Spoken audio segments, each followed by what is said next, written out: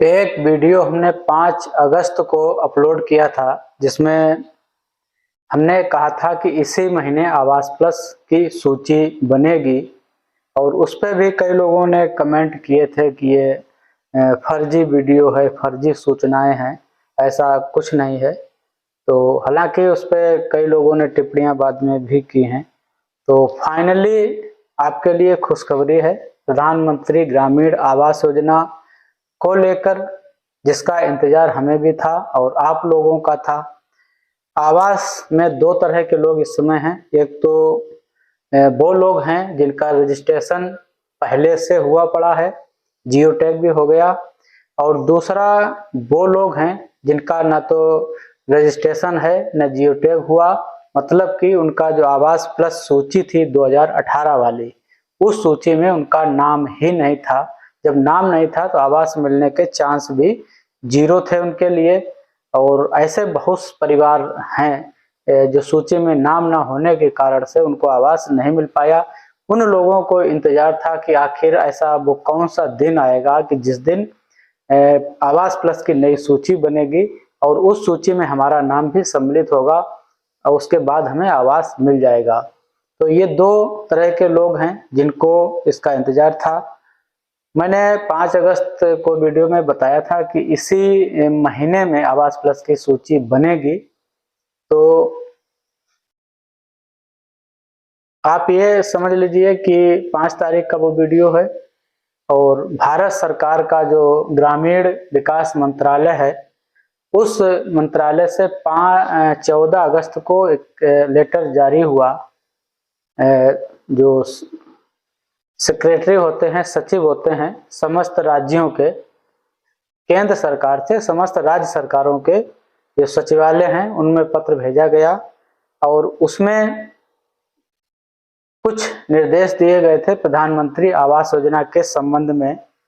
और वही पत्र सभी राज्यों ने अपने जिलाधिकारियों को जारी किए हैं।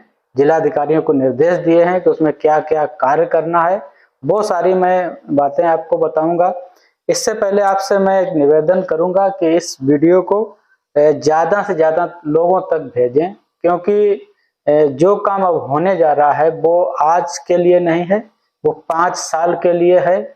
और जो अभी सर्वे होगा सितंबर में, उस सर्वे के बाद में फिर 5 साल तक कोई भी मौका किसी व्यक्ति के पास नहीं होगा कि वो अपना आवास प्लस सूची में नाम दर्ज करवा पाए।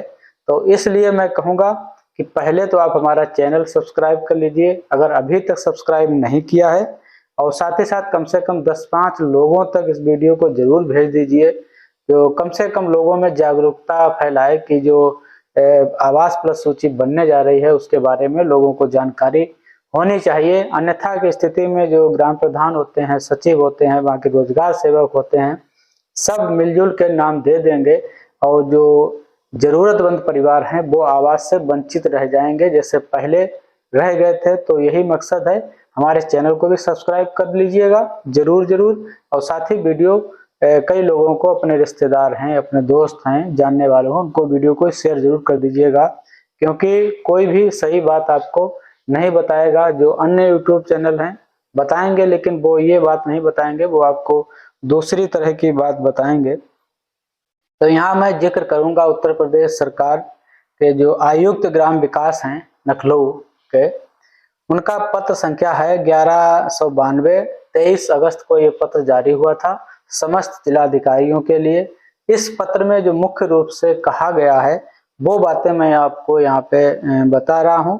जो उसका विषय था पत्र का वो था कि आवास प्लस सूची अपडेट किए जाने के संबंध में, और सर्वेक्षण कार्य कर्ता जो सर्वेक्षण करेगा वहां पे एक सर्वेक्षण कर्ता नियुक्त किया जाएगा, उसका रजिस्ट्रेशन और तैनाती उस क्षेत्र में की जाए। यहाँ पे मैं ये और स्पष्ट कर दूं कि जो भी सचिव अभी तैनात हैं आपके गांव में, वहाँ पे एक क्लस्टर होगा। एक क्लस्टर में 2, 3, 4 ग्राम पंचायतें तक होती हैं और उस क्लस्टर में एक सचिव होता है। किसी सचिव के पास 2 क्लस्टर भी हो सकते हैं। तो एक क्लस्टर का सचिव जो सर्वे करता वहाँ का बनाया जाएगा, उसकी मैपिंग वहाँ पे की जाएगी उसको वहां पे अधिकृत किया जाएगा। वहां पे एक प्रधानमंत्री आवास योजना ग्रामीण लाभार्थी चयन रजिस्टर 2024, ये याद रखना कि प्रधानमंत्री आवास योजना ग्रामीण लाभार्थी चयन रजिस्टर 2024 वहां के सचिव के द्वारा तैयार किया जाएगा। और ये सर्वे का काम कोई संविदा का कर्मी नहीं कर सकता है, ऐसे शासन से निर्देश हैं। और इस सर्वे में जो भी बेघर परिवार हैं, आवास से वंचित परिवार हैं, उन सभी का सर्वे किया जाएगा।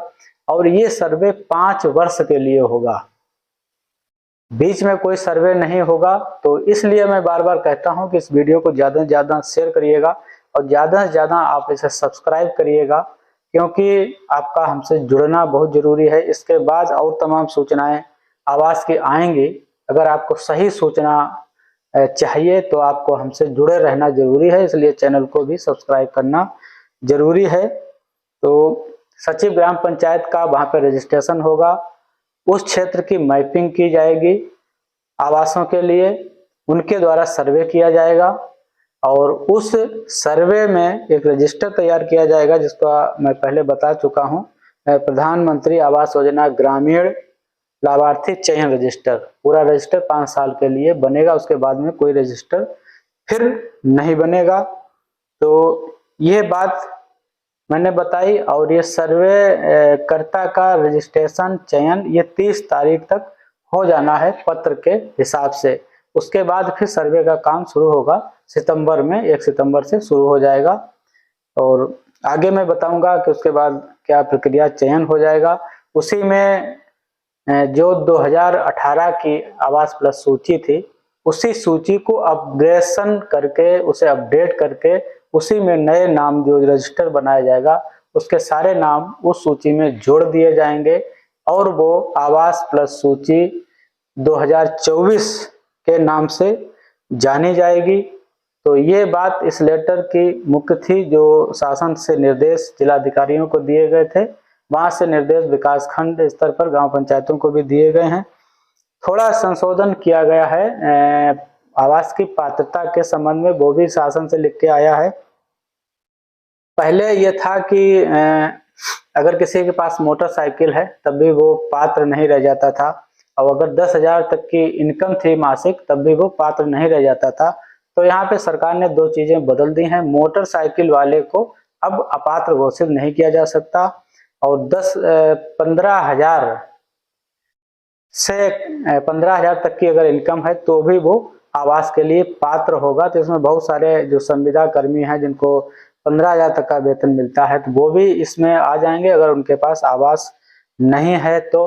पहले मैं ये अपात्रता की जो 10 बिंदु हैं वो आप समझ लें, इससे कहीं भी आप अपनी बात कह सकते हैं। अगर किसी का चयन गलत हो रहा है तब आप उंगली भी उठा पाएंगे, अगर आपको जानकारी नहीं होगी तो आप उंगली नहीं उठा सकते हैं। तो ये 10 बिंदु कौन है? मोटर सहित 3 पहिया 4 पहिया वाहन अगर है तो वह व्यक्ति आवास के लिए पात्र नहीं है। 3 पहिया और 4 पहिया जो कृषि उपकरण है मोटर चालित, वो भी अगर उसके पास है तब वो पात्र नहीं है। और साथ ही साथ 50,000 या उससे अधिक का केसीसी अगर किसी ने बनवा रखा है तो वह व्यक्ति भी आवास के लिए पात्र नहीं है। और सरकारी सेवा में जो किसी परिवार का कोई सदस्य है तो वह परिवार भी आवास के लिए पात्र नहीं है। साथ ही साथ गैर कृषि उद्यम पंजीकरण, जैसे कोई जीएसटी नंबर लिया है किसी बिजनेस के लिए तो वो भी उसके लिए पात्र नहीं है। और 15,000 रुपए से अधिक अगर महीने की इनकम है तो भी वह व्यक्ति भी आवास के लिए पात्र नहीं है। आय कर देने वाला, व्यवसाय कर देने वाला भी इसका पात्र नहीं है। साथ ही साथ अगर 2.5 एकड़ जमीन है वो सिंचित है और उससे अगर अधिक है तो वो पात्र नहीं है। वहीं 5 एकड़ से अधिक असिंचित भूमि है तो वो भी इस योजना के लिए पात्र नहीं है। तो सिर्फ मैं आपसे रिक्वेस्ट करूंगा कि लोगों तक इस सूचना को भेजिएगा, शेयर करिएगा, खुद ही भी चैनल को सब्सक्राइब जरूर कर लीजिएगा, क्योंकि आप में से बहुत सारे लोग हमसे जुड़े हुए हैं, हमको देखते हैं बराबर, लेकिन खेद थोड़ा ये है कि आप लोगों ने सब्सक्राइब नहीं किया है। अगर सारे लोगों ने सब्सक्राइब किया होता तो हमारे चैनल पे भी एक संख्या होती है, लेकिन वो संख्या नहीं है। तो हमारा सहयोग करिए, इस चैनल का सहयोग करिए सही सूचनाओं के लिए सही समय पे। जो आज का ये महत्वपूर्ण वीडियो था वो आप लोगों के लिए था। जाते जाते फिर मैं कहूँगा कि सूचनाओं का जितना प्रसार होगा, जितनी जानकारी लोगों को होगी, ज़्यादा से ज़्यादा लोग उसका लाभ उठा पाएंगे। जानकारी ना होने की वजह से ना तो आप बात को कह सकते हैं, ना किसी पे उंगली उठा सकते हैं।